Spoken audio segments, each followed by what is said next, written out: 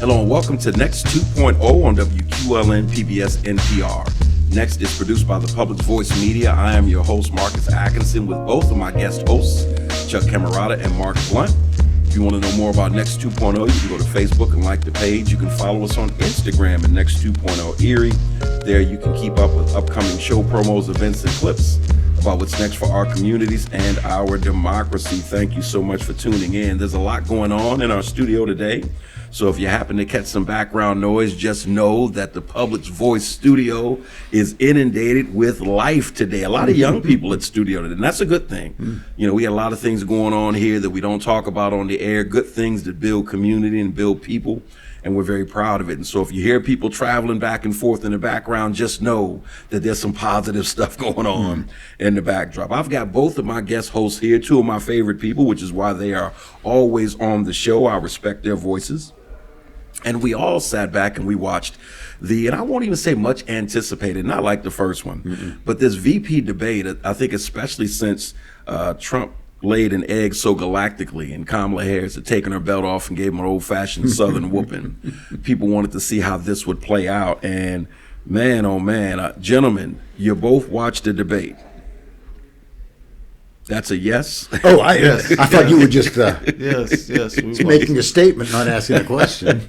So I know Chuck had already started talking about this before we got on air, so I'm going to start with Chuck. Chuck, give us your thoughts on the debate.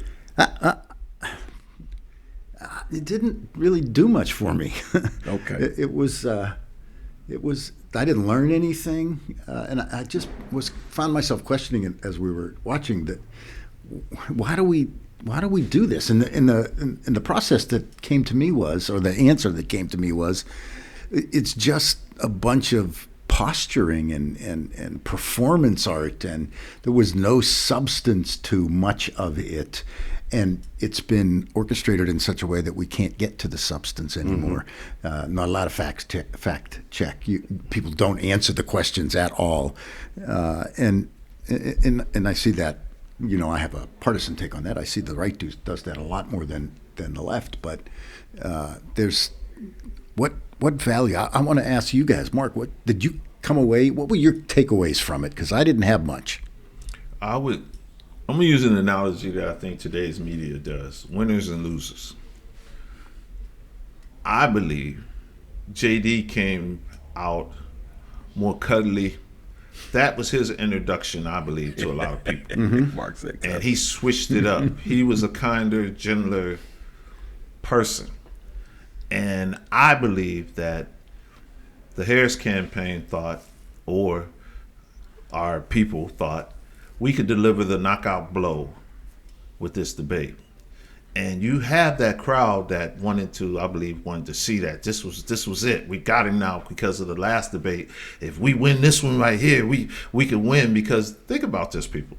You're getting a new poll almost every hour on the hour.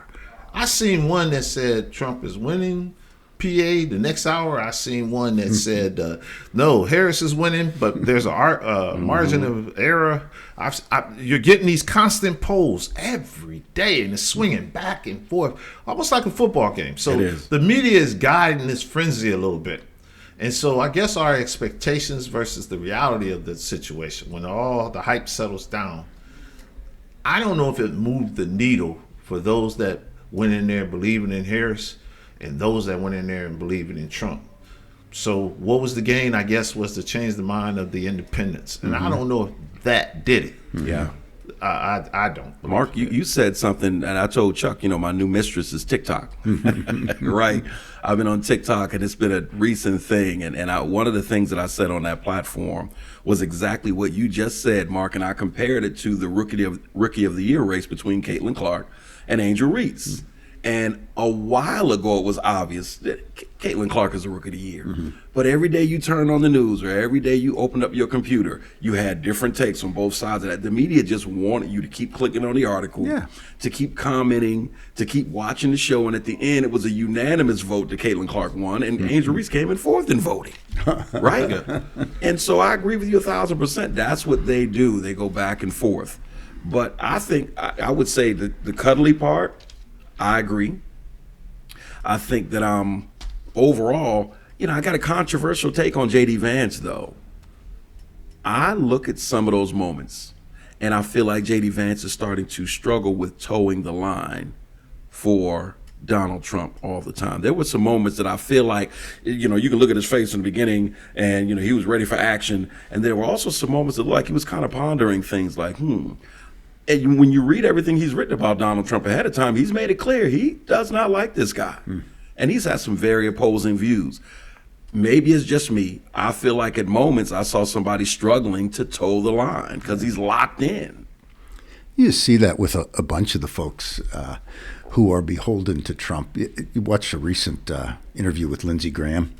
Man, he was just, the body language was, I don't want to say these things, but I kind of have to. Yeah. And but that just reinforces my sense that there's nothing there on that side. There's no substance to who they are anymore. It's really just about winning. And so you got to do fealty to Trump to win. It's not about thinking about even what's right for the country, what's best for the common good. And even though you were right that I got a sense of, I wouldn't say cuddly, but he came across as a warm person, as a human being, as somewhat understanding. But given what he has said in the past about Trump, given what I know about his background and how he got the position of vice president, it just all feels to me like a calculation. This is just the part I have to play right now to get where I want to get. And I have no idea, because there's no substance, I have no idea what kind of president he will be. And I think that's really the goal of the Heritage Project people and Peter Thiel, and they want Vance to be their guy. Yeah. Trump is fading fast. I mean, he's visibly falling apart in front of us, and I think they fully expect that if Trump wins, Vance will be the president at some point. Now see, that's where I kind of I kind of disagree with that part. You are allowed to. I think that Trump is a faith, and he's carrying the line of this faith. He's quoting Trump's scripture. When he was asked, do you believe the election was lost? He carried the line. He held firm, and I'm looking forward. I'm not looking backwards was the answer. And Walz felt like he had him. And he said, well, see, that answer is telling. Yeah. But to a Trumper, they're voting for Donald Trump. Right. Most of those people that are voting or coming out, it's about him. And another thing Walz said, what I thought was a moment in this that I picked up. I don't know who did or who didn't, because we look at things differently as far as you got people that's political and people that's non-political. But he said there's a reason why Mike Pence is not there. That was a powerful line. Now, you have to be a thinker to understand that. But if you a faith-toting Trump is this, there's people that believe that Pence betrayed Trump. Yeah, absolutely. And i.e. them. Yes. Instead of him being a patriot, really, he's the one that kind of protects democracy. If you want to look at it, he should be looked at as a hero. Yeah. Because they were looking for him. Yeah.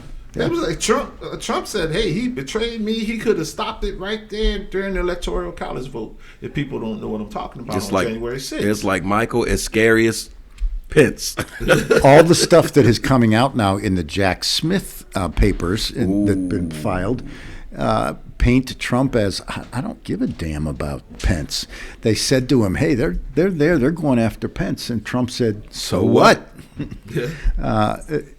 It paints the picture of a guy, but you're right, I think, Mark, that the Trump worshipers can't see anything but the patina, but the golden calf, and we're not going to change any of those minds. They're sipping the Kool-Aid, brother. They really are. They're sipping the Kool-Aid. He's Jim Jones to the max. They're going to go down with that ship. And that's why I've come to the conclusion now where it's a faith level, because we have no evidence that this man is a businessman. Everything he had is right. bankrupt. Yeah. His morality, I walk up and smack him right there. They like that.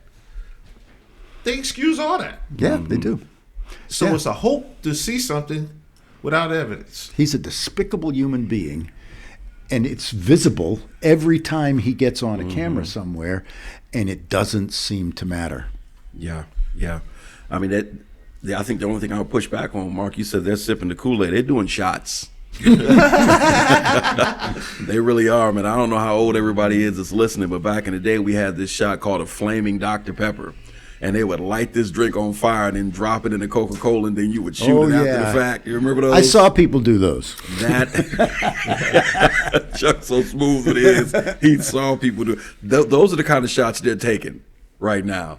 You know, it's flaming. It's dangerous, which is why they stopped serving it. But these people are out there, man, and this is why I say I think that J.D. Vance was struggling. Chuck, I'm going to put you in a little pigeonhole mode because I know this is your thing.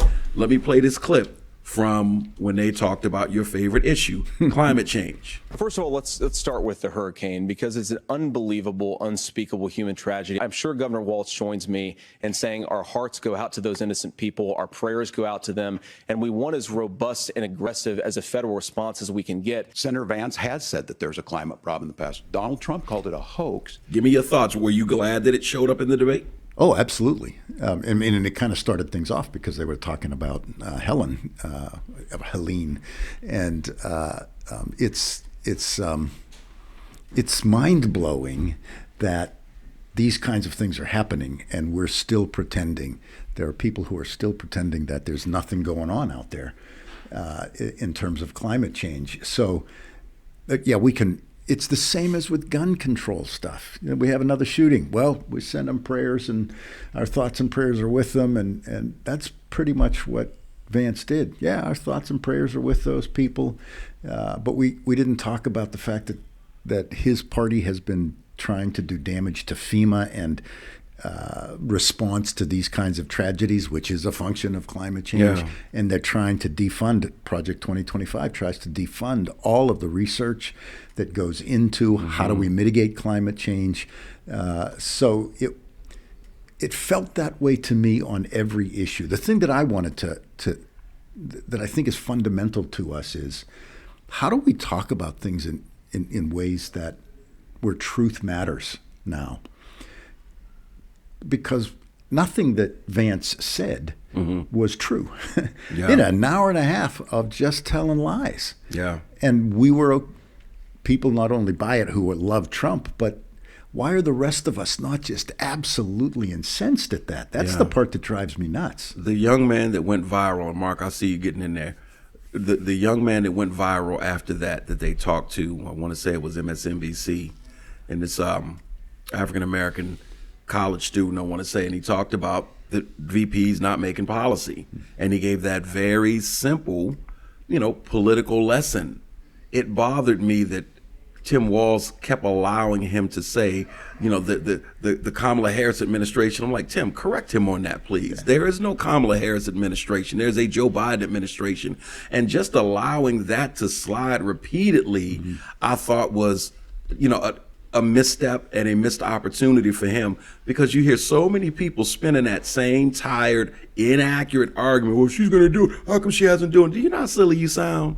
She is not the president. Go ahead. I know you're getting in there. No, I think you hit it on the nail. I just feel like all these campaigns, we have to remember, they have spinners. And whether you want to listen to them or not, that's up to you. And they prep you. And I think what Walz prepped for, he didn't see. And I think what happened was Vance became more Walz-like. Kinder, gentler, I'm just going to say it, where you even heard both of them talk as if, well, I agree with you. Exactly. I agree with you. So that took wait a minute. It took the debate away from a debate, and it kind of like turned into a conversation. And he was there to debate. He was there to defend those points that you was talking about. Should have happened in a debate. But I feel like they was trying to introduce something, and he stayed on his points. He stayed on it as far as the abortion. I think he stayed on it as far as he hit the immigration thing. And really, to be honest with you, I think, 2025? I don't know if that's a bigger item in the country as someone is spinning it to be. Because they'll run away from it, so that's not even ours. See, I do. But I think potentially on paper, the policy is something that our base will look at. But as far as the country, I think you have to be a certain way conscious is what the word I'm going to use to see the potential of 2025. I think immigration and abortion will come down to these two issues. And my hope is I still don't see how immigration could be trumped up to be our number one issue. Like now they're tying it to the fentanyl. Now I didn't think Walz was pushing back on that enough. I thought the opioid epidemic was caused by doctors over-prescribing, not coming from the border. Now the narrative has changed. You're letting all these people in. You're letting all these people in to do this. So I think Walz let him get a little loose with a narrative and didn't do the pushback the way that I felt he had the opportunity to. I think Walz pivoted well when it came to housing, when he brought in speculators that were driving the price of housing up, and you see a lot of that happening here. I mean, they are running around the country, as small as Erie is compared to a lot of cities all over the United States. You can see these huge conglomerates starting to vacuum up all of these rental properties. They don't want people to own anything, and that is driving the price up. I think he pivoted well on that. I want to ask you something on them, both of you. Those moments where I actually agree with Tim on that. Well, no, JD, I think I agree with you on that. I think JD wants to solve this problem. How genuine do you think those exchanges were? That's my first question. I think it was genuine on Vance as a debater. This man is a trained debater. That was obvious. And so, yeah, that was genuine for this performance. Got you. And I think we forgot that. Yeah, it's a tactic. Okay. So, yeah, that was genuine him. That's the JD you're going to get when lights, camera, action, the nation's watching. But the JD on the road, the JD privately is totally, or when he's writing his own book. Yeah. When he's preaching to his choir, what is he saying? I want to know who the JD is, who's going to make decisions in a federal level, government-wise. That's the JD I'm trying to understand, because that's the JD who has an impact on me and my people and my family and my country. It is just a performance, and that's part of the problem with American politics is it's all become performance. The internet has made that even worse. So we can just take the work that the words that they said, we can parse out a piece here and a piece there, edit out this, edit out that, put it on YouTube or TikTok and then just have a zillion views of it. But we didn't get anything but a teeny little piece of what was said. I did not think, and I'm thinking of the word genuine in a different way than Marc, but I didn't think he was genuine at all. I think the entire thing was calculated. Yeah. If that's a good thing, then he did well. But I don't think it's a good thing. I think he came out with his phony persona, and we found that acceptable or palatable. But I kind of look past that personally and think, that's not the real him. And so this did nothing for me. Here's the thing that I guess where we've come to, the perception of it. This debate was a TV show. Yeah. Now, we got to keep in mind, although, I came away, I'm not going to say with an empty feeling from this debate. I think Walz was Walz. And I don't know who JD was, but I know JD did a good debate. I don't think Team Harris, which I am, can shrug it off, because we have to remember how she got into the race. It was a debate. Yeah. And even in that debate, we have to acknowledge Team Harris or myself. I would have voted for Joe Biden if he would have had a stroke that day or whatever. So it wasn't going to matter how he did in that debate. But however, it was that perception of that debate, his performance, where his own party said, look, so they do matter. That perception matters. Yeah. And I think we went in there thinking that that real JD that we heard about, that we know, that we could pull it out, and he didn't take that bait. He wasn't that. Whereas Harris, the big debate that matters, the one that makes the decisions. Yeah. She brought it out of it. He took the bait. My crowd was bigger than yours. And that just brought, wait a minute. wait. And therefore, that's why we had these rules where they say, what, we're going to shut down the mic. Yeah. We're going to shut down the mic. And even to the point where we're not going to fact check. Although there was, and see, this is where the conspiracies to the right comes in. It got so blatant, there was a little couple of fact-checking moments. Well, we can't let you say this. Yeah. Or what have you. You know, you just take it a little too far. Yeah, the lying has become too commonplace in these situations, man. They've even come to the point of saying, yeah, we lie.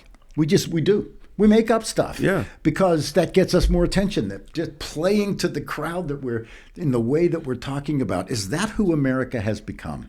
Is that what we pay attention to now? I go to another one of these real or fake moments is when J.D. Vance listened to Tim Walz talk about his son witnessing a shooting at a volleyball game. And I looked at J.D. Vance's reaction. And listen, fellas, you know I am normally on a different page. Something in my gut, I'm on a different page than y'all. Something in my gut tells me that some of that reaction was genuine and not just performance. I really believe that. And, you know, call me a fool. As I'm watching this, that was the feeling that I got. Everything he said about Trump was so deep-seated, and it was so, he said, with such conviction before he was in Trump's, you know, environment or atmosphere. I just feel like something, I don't know if it was a conversation with his wife beforehand, with somebody in something felt like he was struggling with, oh man. The son is off limits in this debate. We got to go back to the last debate. Yeah. The son was applauding. That crowd made fun of this son. Mm-hmm. And that became a heated moment Talking for about Gus. disability people. Don't pick on this son. America drew a line on that. J.D. Vance is This is why Marc's one of the co-hosts. This is okay. He's not okay. ignorant. He's not blind. Right. He hears all this. So, of course, I love your son. I didn't know. I didn't know he's seen that. Okay, well, I got you. You knew everything else before this debate, but you didn't know that. That's a good this response. Dude was a detailed guy. That's a good response. So if you're going to throw the son out there, oh, yeah, I'm pro-son.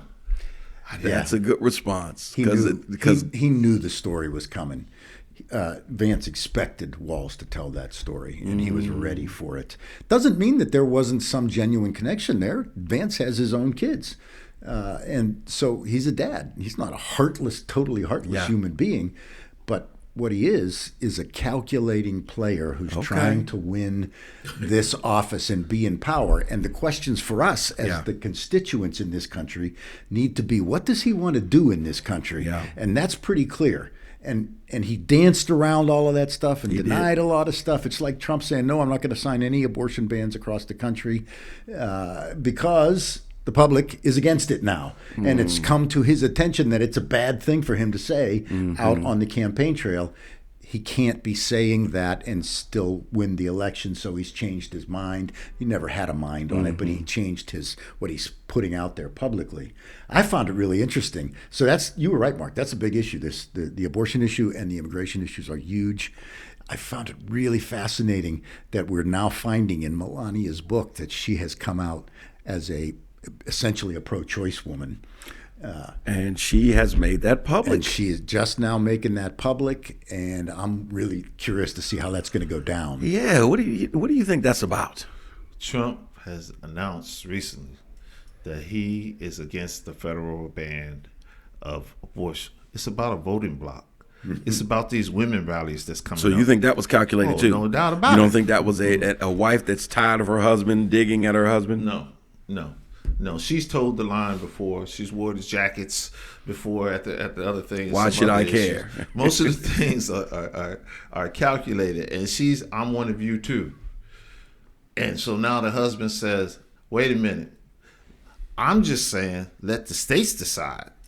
Now this is that dog whistle stuff or what have you. This is split the baby in half. This is not make a decision one way or another, because this is the guy that saved something he vowed to stop, which was another moment in the night.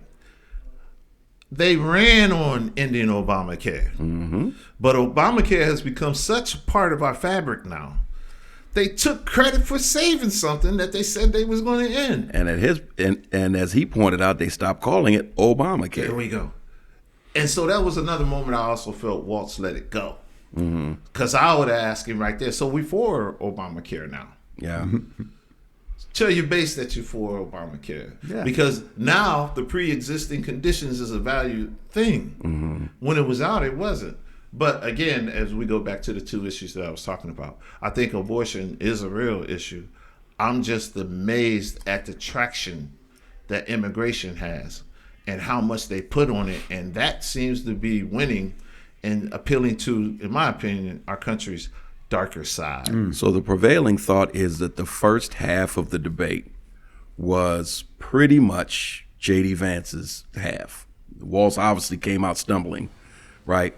And when he talked about him misspeaking about always, help me with the location. Tiananmen Square. There you Tiananmen go. Square, yeah. Well, I don't know why he didn't just own it. Absolutely. And all of the tap dancing just made him look silly. You know what? I got excited. I said something that wasn't accurate. I regret that I did.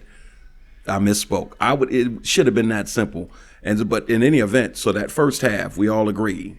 Waltz, not so much. Second half, Waltz seemed to come on strong. Abortion, women's reproductive rights, gun rights. He seemed to get okay with himself in the moment. Okay.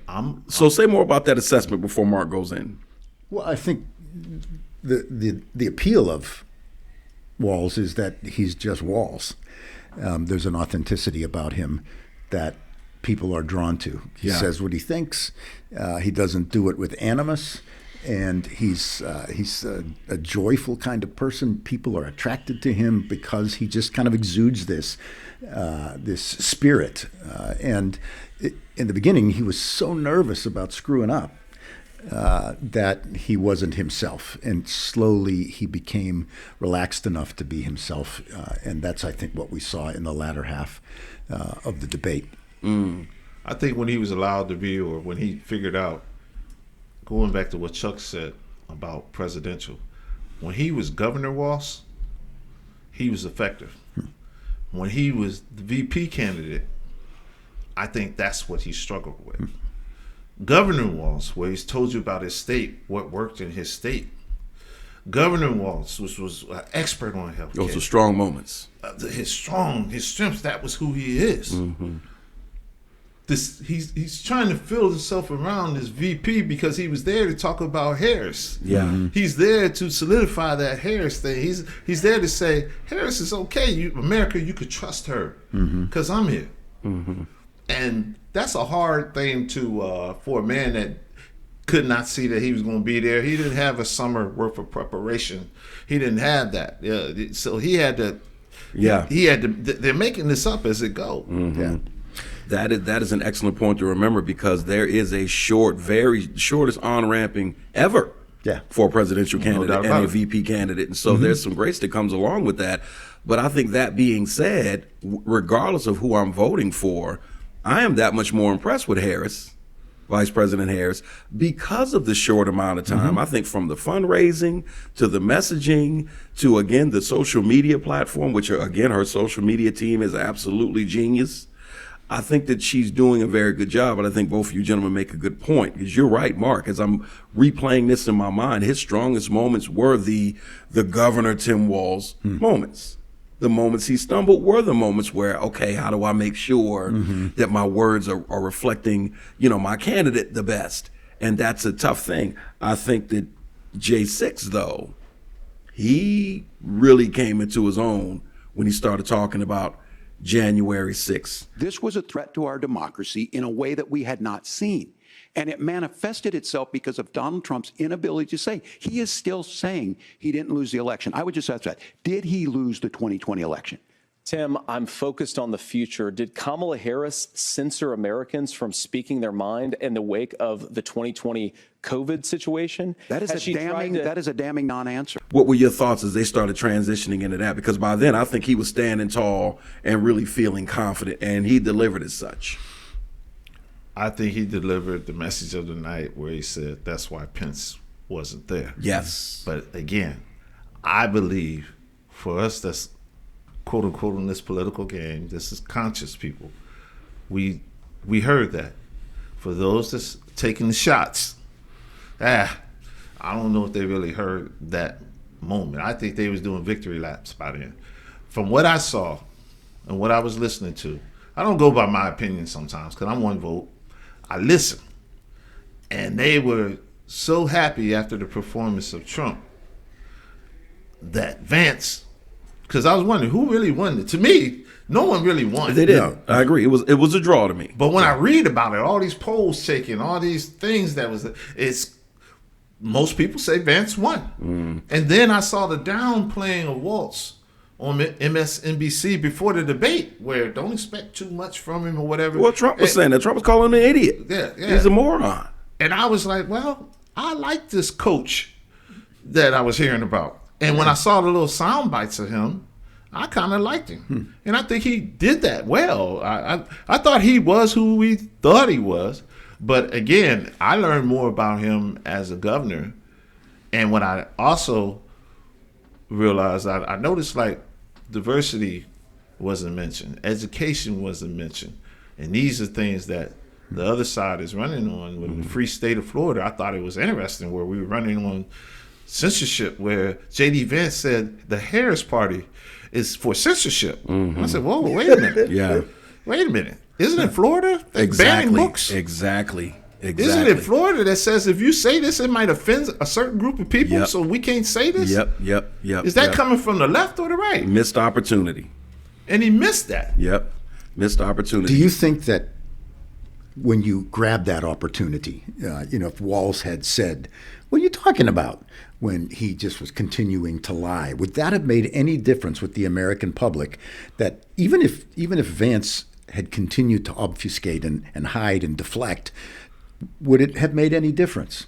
With his base, because I do believe Trump is trying to divide Harris's African-American base.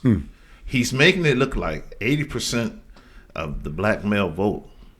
It's not a big deal. And I said 80%, that's a big deal to me. It is a big deal. But he's focused on the 20%, and I think it's clouding the waters of a base. And you see the TikTok floods in our communities where they're questioning Harris. However, one of the things I don't think Walz put out there, or one of the reasons why he was picked, was his actions during the George Floyd event. He stood tall.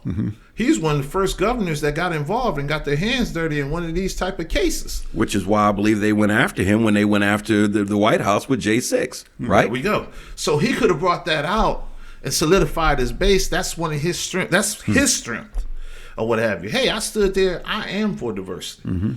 But it seemed like that wasn't even the issue. Education and that didn't even come up in this debate at all, in my opinion. It's woefully short. You mentioned victory lap, Mark, and I think that the Republicans, just watching a little bit of Fox News afterwards, they were celebrating his performance. They did cry victory. They did say, hey, man, JD, he knocked it out of the park. Seeing that this very immature and needy presidential candidate did not do so well, who does not like sharing credit with anyone, what do you think the dynamic is in the Trump camp now that you have the number two who has seemingly performed well?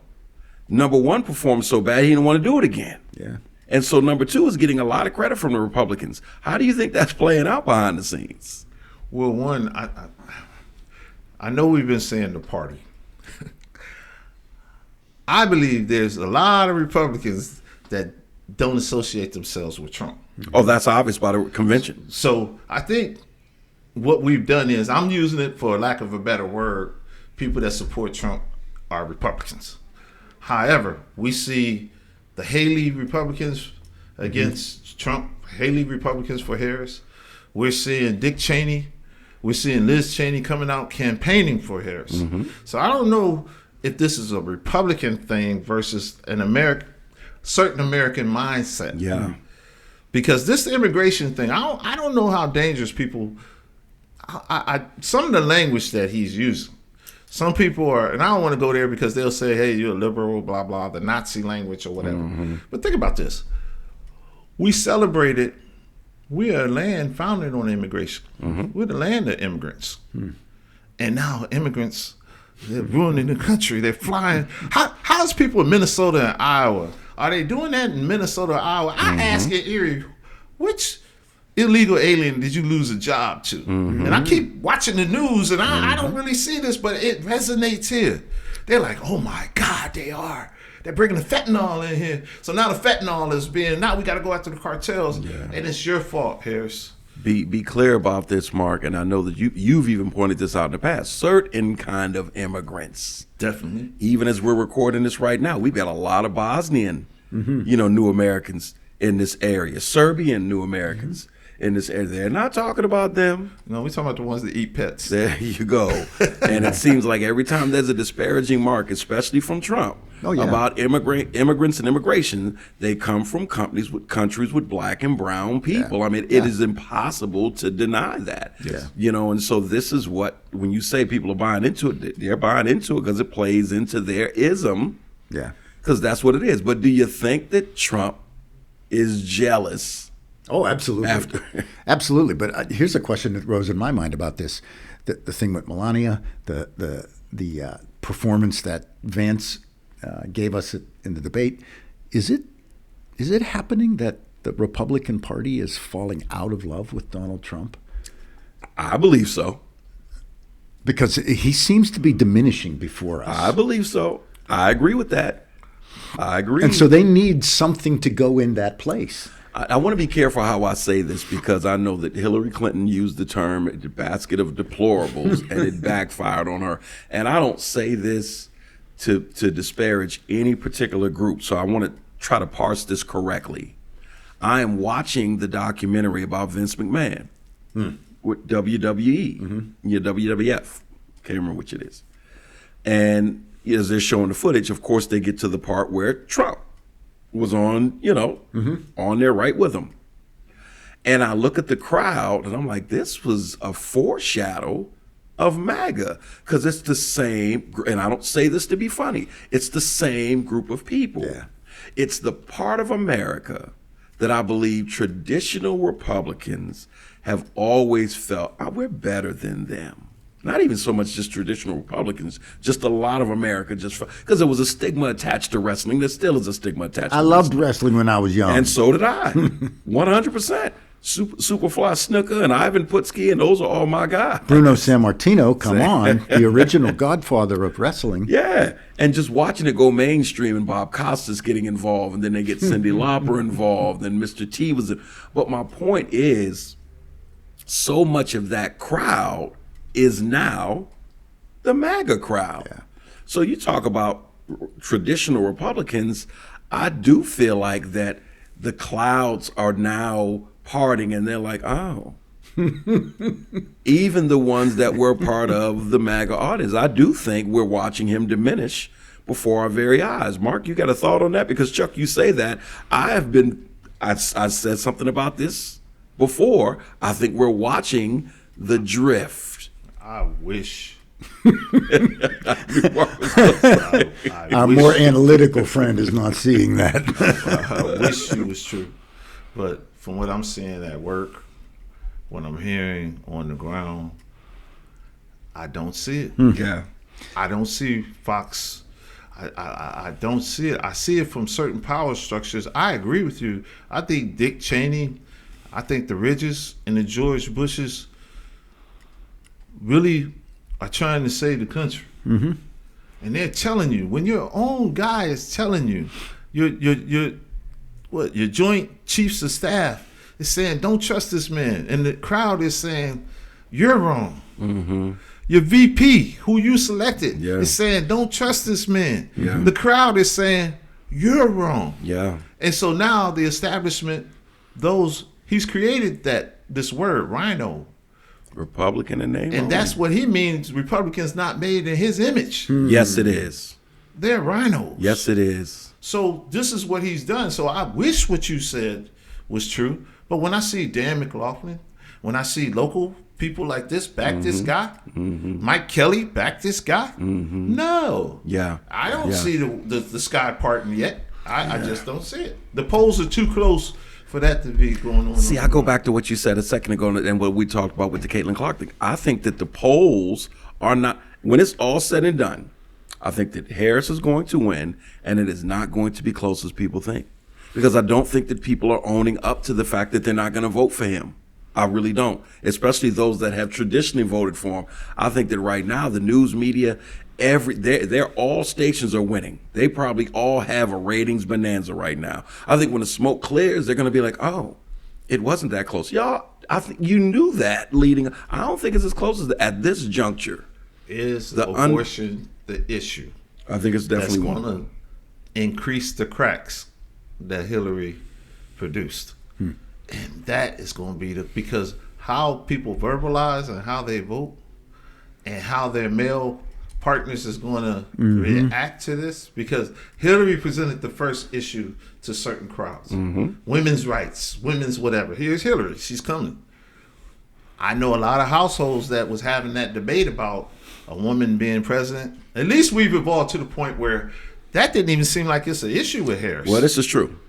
That's not the issue here, and that's a evolution maybe that we need to give credit to, as far as slowly but surely. There's still people who aren't going to vote for her because she's a woman, but that way is better not than a we were. centerpiece of this thing at all. Right, and she has made sure of that. She has not played that up. No, even at the convention with her being, she didn't play up the woman thing. She didn't play, even though she's down with her sorors. I know that some of them were looking for a shout out at the convention. She's like, no, she's trying to make sure that she is viewed on her merits as much as possible. And so she's not necessarily playing up. Give us your thoughts as we gotta wrap this thing up. Give us your thoughts overall of the debate. Chuck, you said you didn't learn anything. You obviously don't think it moved the needle.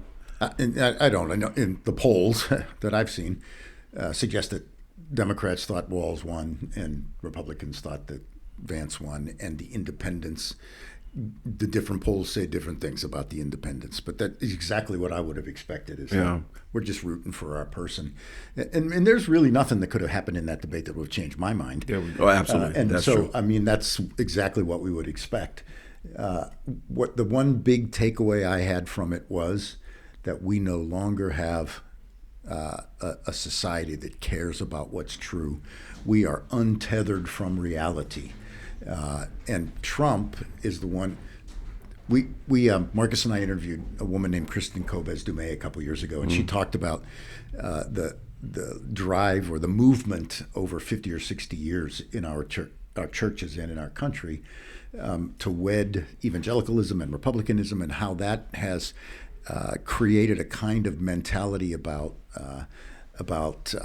masculinity and drive back to traditional values and patriarchy. And when I am watching this stuff, I'm seeing nothing but that same old battle playing out. But one side now no longer cares about whether it's what America wants. They're living in a dream world. And Kobes-Dumais said that Trump was just a natural conclusion of all of the work that Republicans and evangelicals had done, so that he wasn't the real problem.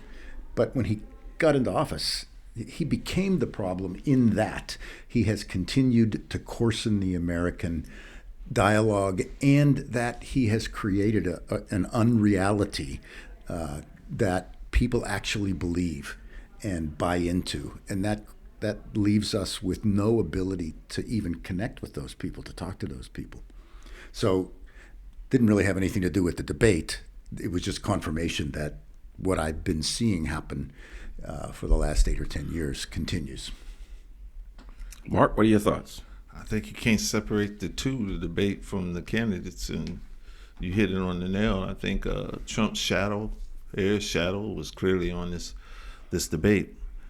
I'm saddened that I think part of the reason we're here is the fourth estate, which is the press, the quote-unquote free press, is broke to the point where we can't call something out. They've lost that, because now our news, our entertainment shows, and they're opinionated, and we can't either deal with the truth, you can't deal with, they feel you can't handle it, you got to be entertained, and in some cases they double down on certain things, whereas I personally feel Trump had a strength that he's not playing. People feel he knows the economy, and I think he's chosen the immigration thing to run on, which to me is a fear. And Absolutely. he thinks he can control the mob. And when you play that game, people don't know. January 6th proved that the mob got out of control. Yeah. And you can't control that. And once you go on, and let's say the rhetoric goes, that's what happens in Butler. You can't control when you use these words and no one is blowing the whistle on this, whether democracy is at stake or not, and all this type of this rhetoric. Someone has to be the adult in the room. And now, if you're running, do you have time to be the adult in the room? Because it might cost you votes. You might not be as entertaining. So we need the fourth estate to step up. That's what we used to rely on for our information. Absolutely. But we don't.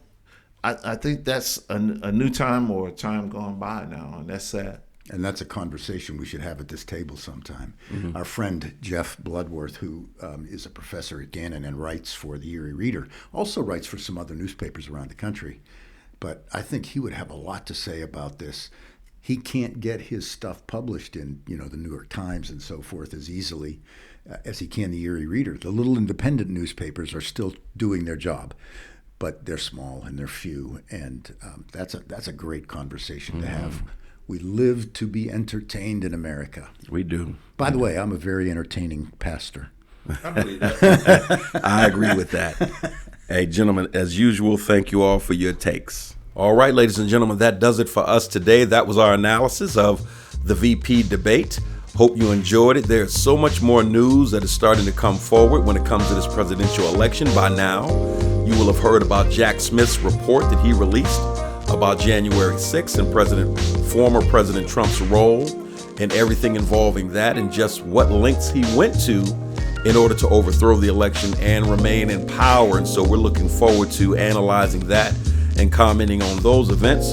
We're also going to talk about Melania Trump. She just released a statement making it clear that she is in full support of women having complete autonomy over their decision making as it pertains to a woman's right to choose and women's reproductive rights. And so that is kind of a double whammy for the October surprise. Looking forward to talking about that as well. Meanwhile, that's it for our show today. Tune in next time for more discussion and analysis with local and national guests. Remember, the Next 2.0 streams on Fridays on all major podcast platforms and on the fourth Sunday of the month at 4 p.m. on WQLN PBS NPR, which is 91.3 FM. If you want to leave a message, comment, or suggestion, you can call the Next hotline at 814-240-8816. We look forward to hearing from you. Lend your voice to the debate. Marcus Atkinson, come and join us again so that you can hear more about what's next for our communities and our democracy. Peace.